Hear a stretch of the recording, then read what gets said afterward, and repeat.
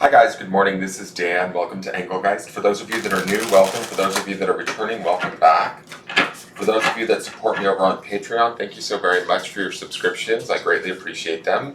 This is the weekly forecast. It is a broad spectrum all signs reading, so I do speak in broad terms. You need to figure out if and where it fits in your life, if at all. If it doesn't fit, that's okay. That doesn't mean anything's broken or wrong. You're not doing things incorrectly. It just may not be your reading at this time. It's originally created for July 16th through the 22nd, but it's not solely set for that date. If you're seeing it on a different date, then what I'm saying makes sense to your current situation, even if it's just a situation during that day, and this is a weekly reading. By all means, utilize the reading. I do believe that readings can be timeless and find us when we need them rather than when they were originally created for. So keep an open mind in regards to that. Take what you need and leave the rest. Each card is going to represent for like a day or two of the week. Some of you may experience, just one of these cards. Some of you may experience all of these cards and then some. Again, keep an open mind, be flexible. We're all on different timelines, so to speak. So, you might experience what I'm talking about around, each person is going to experience it differently around a different situation, all of that. You have to apply it where it fits.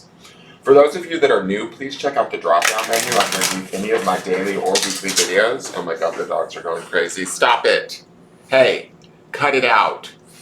In there is just some general housekeeping rules, things I want you to think about when utilizing my channel, what decks I'm currently using during the reading, how to follow me on social media. If you're interested in a private reading, you would need to message me either at my Facebook business page or my Instagram. Please know that I will never reach out to sell you a reading. If anybody were to do that, it's not me. It's, probably an imposter. So I never initiate the sale of a reading. You would need to reach out to me first. I do believe that Spirit finds the people that I need to read when I need to read them by allowing them to come to me. There's also simple ways to support the channel. You can do so by hitting the thumbs up button, by subscribing to the channel and hitting the notification bell so you get notified when I put up new content, which is daily, sharing the video out, leaving me a question or comment on the video, just saying hello, especially if you're new, and watching the video in its entirety also helps too, because it builds my watch hours, so with YouTube to help my algorithm. So I can't express how important it is to hit that thumbs up button. Alright, and then I think that's it. I won't be referring back to last week's underpinning energy, although it will be populated in the lower left-hand corner at the end of this. So if you want to look back at last week's reading and the energies that were at play, you certainly can. This reading kind of gives us an overview of what the week's to look like, what's going on in the background, what do we need to be aware of, and then with the dailies following, we kind of build upon this reading. So let's get into this and see what Spirit wants us to know for the 16th through the 22nd. Just interesting astrological stuff. I'm not necessarily an astrologer. I do follow it a little bit, but we have Mercury, I believe, has gone into Leo, or is about to go into Leo, which is how we communicate. I want to say Venus has gone retrograde as of yesterday, which is Friday. I'm filming this on a Saturday, even though it is the Sunday reading. So Venus is in retrograde. We also have the North and South nodes of Fate shifting signs and going into the signs of Aries and Libra, so that should be an interesting change. And then we have the new moon on Monday.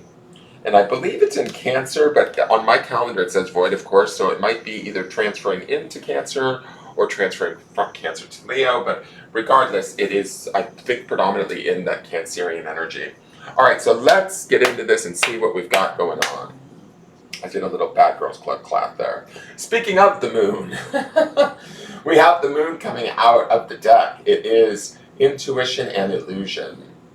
So, the moon to me is Pisces and associated with the sign of Pisces, but also associated with the sign of Cancer. It's definitely a card of a powerful intuition. It's about listening to our own inner guidance, even if, not everything is apparent or clear, or if we can't see, if we feel as though, because the moon would be about the feels, being Cancer and Pisces energy, right? If we can't if we feel as though we don't see the entire path or the map or the complete steps to take within a situation, I think that that's okay. The moon ultimately lights our path to a degree. It doesn't allow us to necessarily see everything. That's part of the illusory factor of the moon, or the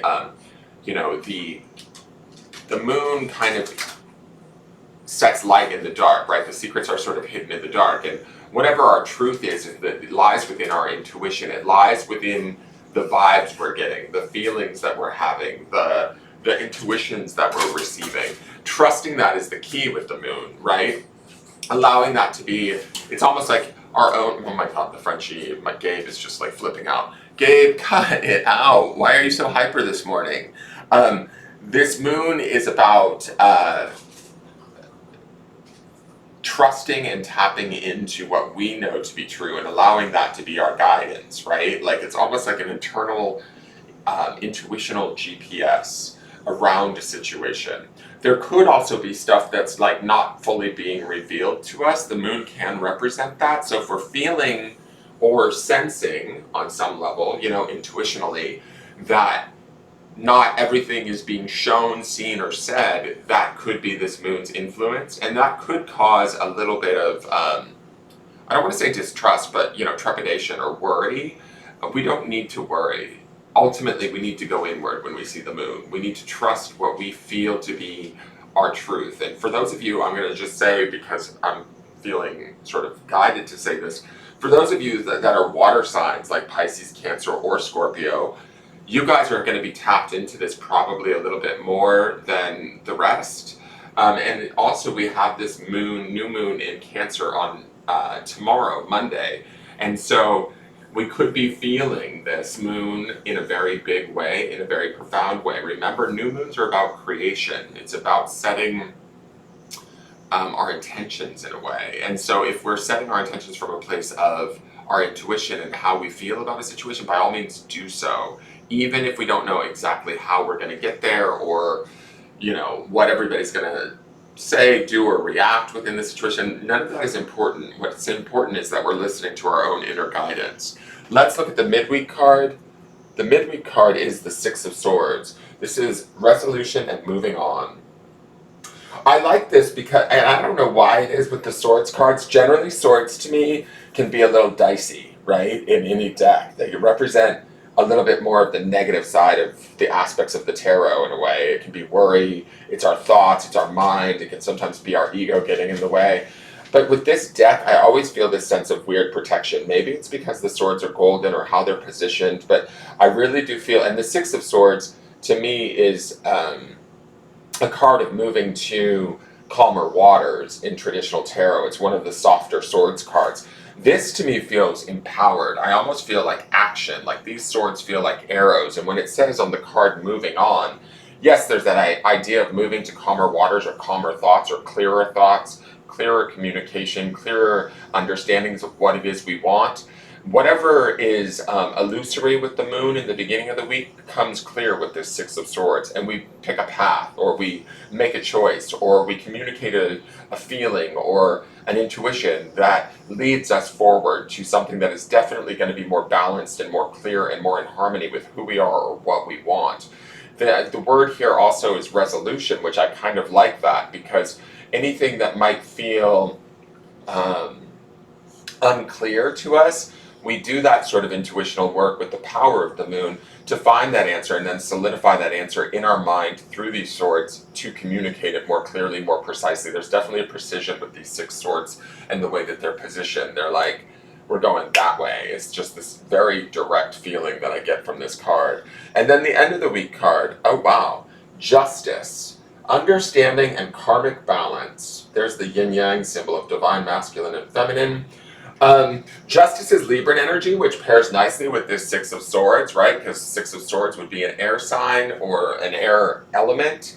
It's like almost the clarity and the balance, the harmony in our thoughts and communications that we get by the midweek lead us to even further, more powerful balance or clarity.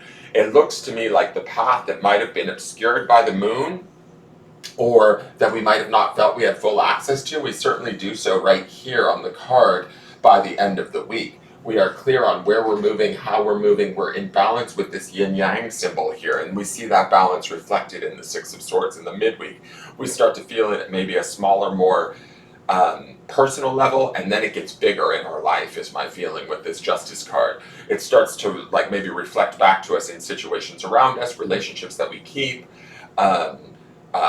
endeavors that we're taking on, whatever it is. The truth is sort of being revealed, and that truth is bringing, say, a relationship, a situation, or something that we've been either working on or dealing with to light, to justice.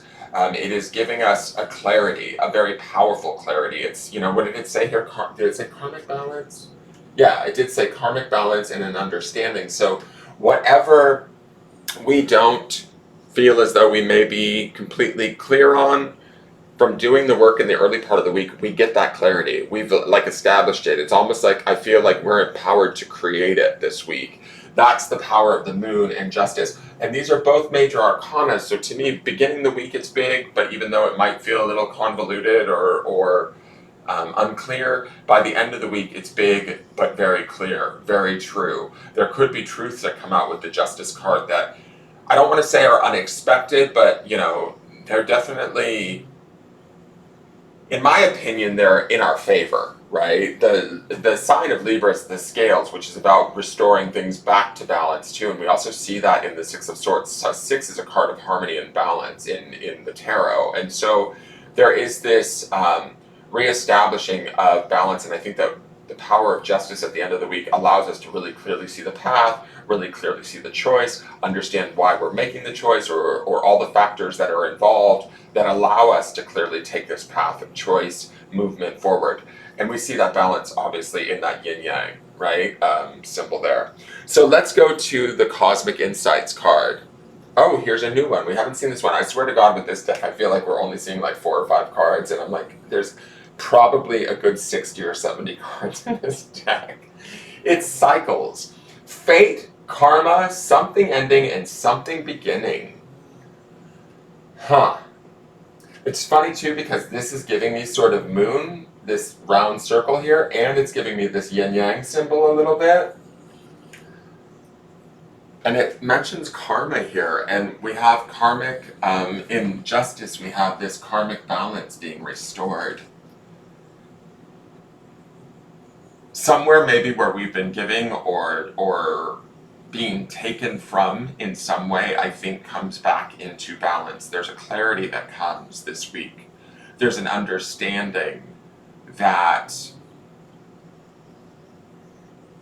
I almost want to say everything serves a purpose. Like, how do I want to say this? It almost feels to me that when I look at these cards, these tarot cards coupled with cycles, it feels like the cycle with which we go through, or the clarity that we attain this week, the process or work that we do, both mentally, intuitionally, helps us to better understand why we have been in a situation or dealing with something in the way that we have, or it's been dealing with us in the way that it has. And it's part of a cycle or a learning or a education and evolution for us. There is definitely an evolution here between the moon and justice, and a movement towards, clarity with the Six of Swords. So whatever's been foggy, unclear, hiding from us is not hiding anymore, especially by week's end. And we start to understand the cycle or see the cycle for what it is, and then we can end it or begin something new, right? It does say something beginning there too, so we could be changing our relationship to a certain situation, person, outcome, desire, and understanding the cyclical nature of what we've been in previously. And by understanding it, we're allowed to, or able to, release it, i.e. the new moon in Cancer on Monday, and create something new that's more clear, more profound, more like in harmony to us. So let's go to the Star Maiden Oracle. Now this is a major arcana card that is coming as sort of like a message from Spirit. What does Spirit want us to know? Okay, this is Fang Nuan, where all roads start. 13.0, enlightenment. I believe this is the Tower. I want to double check that. Let me grab my phone, only because I need to know. I think it's the Tower. 1 second, guys.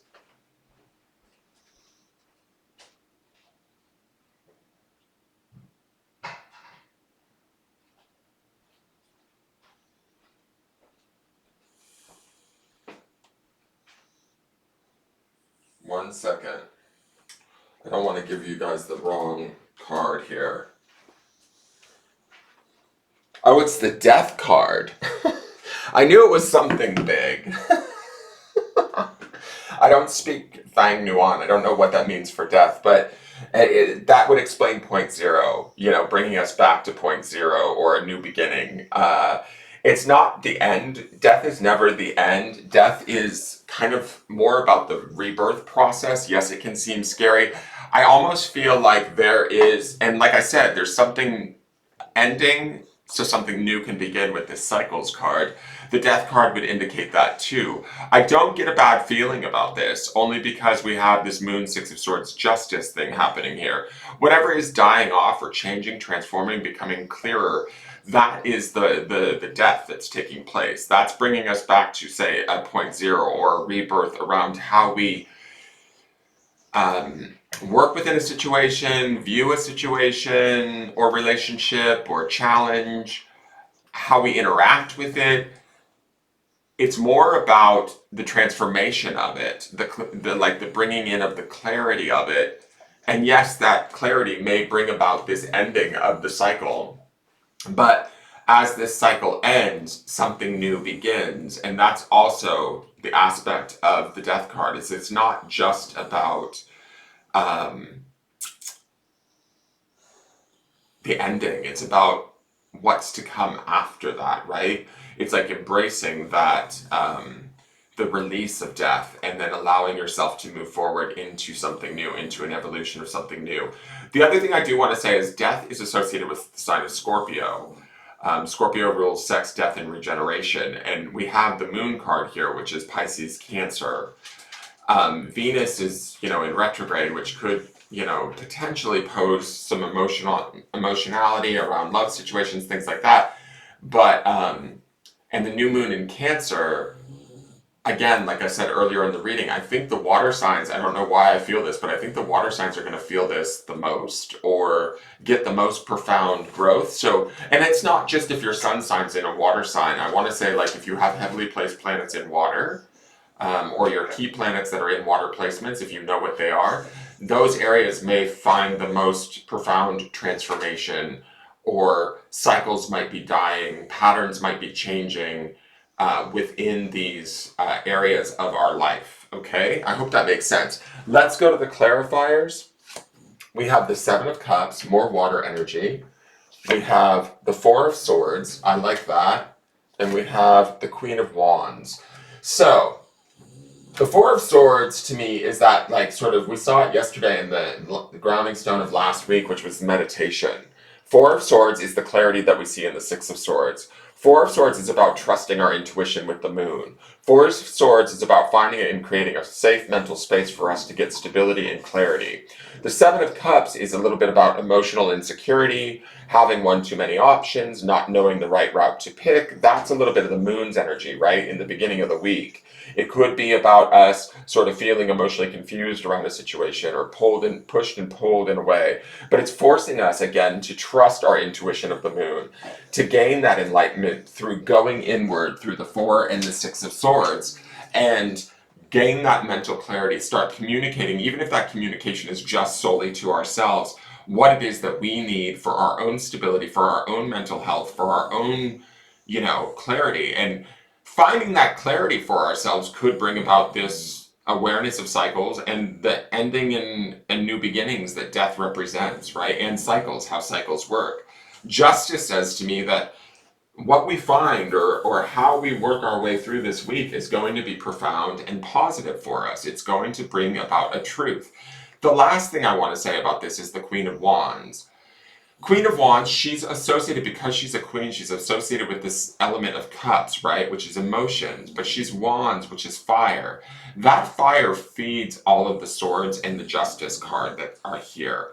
The cups energy of the queen aspect of her feeds the death card and the moon, right? It connects to those because they're water sign elements. The Queen of Wands, though, she is about being connected to spirit. She's about desire. She's about how does she feel and where does that align with what we want and what we desire, what we want to create. She always has a little bit of a connection, not even a little bit, a very strong connection to spirit and the other world, a little bit of maybe black magic. And I don't mean that in a bad way. What I mean is having that sort of psychic sense, you know, that intuition that helps her to move ahead in the game without necessarily um, letting everybody know. Like the Queen of Wands to me sometimes can have a bit of a manipulative energy in the sense that she manipulates or bends the rules to her own bidding, right? To her own winning, to her own outcome. She's not the first one to be the most compassionate towards others. She's always going to be the one that kind of puts herself first. To me, Wands can definitely be a little bit egoic.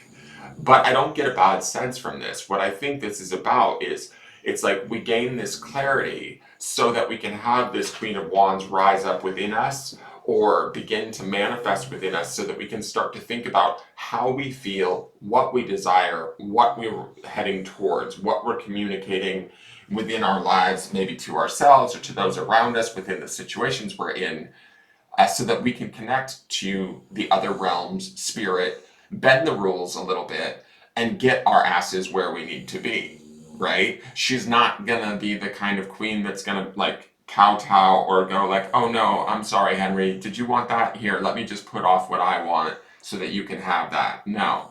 Queen of Wands is like, I call her the Beyonce card, right? She is like, she's gonna use all of her means, sexuality, sensuality, vibrancy, attraction, you know, all of those elements, her smarts, her intelligence, her intuition. She's gonna put all of that forth. She's gonna use it to the max. She's gonna put the pedal to the metal, and she's gonna make it happen.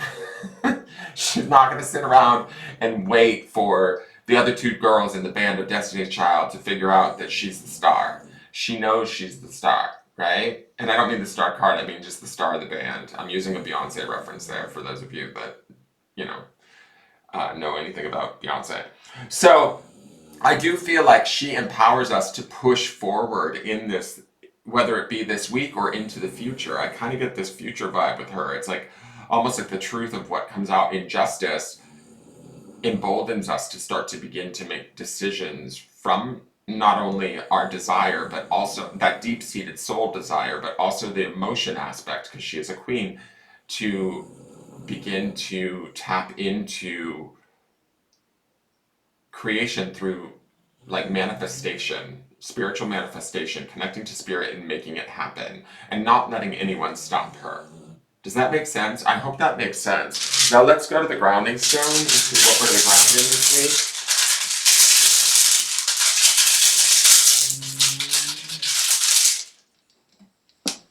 week. All right. The word is forgive. It's on Tiger's Eye. So I think forgiveness is an element of when we forgive something, someone, a situation, ourselves, even very much so ourselves. I think sometimes forgiveness for the self is one of the hardest things to practice. When we forgive ourselves or we have forgiveness for others, we not only heal the situation, but we also free ourselves from the situation or the cycle. I feel like this forgive is kind of tapping into this death card where it's like, what, and it's, oh, sorry, I just got this little connection there too, with the Four of Swords there, how he's laying there in that like catacomb. Like that's almost a form of a little death in a way, right? By going inward.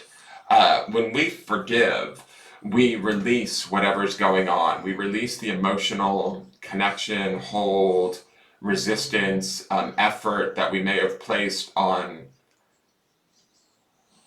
our position, outcome, or goal in some way. Does that make sense? Like, so this idea of forgiving is about letting things go and allowing ourselves to almost recognize the cycles, allow our thoughts, feelings, or perceptions of a situation to almost die off and be reborn in a way that bring about this new balance, this new truth, this new vitality that gives us the ability to look to the horizon and begin to create anew. It empowers us, right? Forgiveness is very close, like, in my opinion, closely related to the idea of acceptance. Once you can accept a situation and offer it forgiveness, you can transform either, not the situation per se, but ourselves within that situation. Therefore, once we transform, whether it's our perception, our connection, or whatever to the situation or relationship, ultimately the relationship or the situation transforms in doing so. Does that make sense? And for some of you, whatever you're dealing with may fall off. It might just disappear. That's the cycles card and the death card. It may no longer suit us. It may no longer be in alignment to us. We may be figuring that out this week with the Seven of Cups and the Four of Swords there. But there's nothing wrong in that. If we've made any mistakes along the way or choices, or if we stayed beyond our welcome or stayed in a situation that wasn't serving us and we knew it at some level, it's our opportunity to let it go this week, and to do so from a place of forgiveness, which is a place of peace, balance, harmony, to truly move forward, free of the cycle or whatever's been, holding us, if that makes sense. I hope that makes sense, you guys. It feels really nice, to be honest. This reading feels really nice. It feels like we might be, ideally putting ourselves first and really creating change from there. That is your reading. If you enjoyed the reading, please hit the thumbs up button, share the video out, leave me a question or comment on the video, subscribe to the channel and hit that notification bell, watch any of my other videos, and I look forward to seeing you guys tomorrow to see how we build upon this energy this week. All right, have a wonderful day. Take care. Really embrace the transformation that is available to you this week. All right, bye-bye.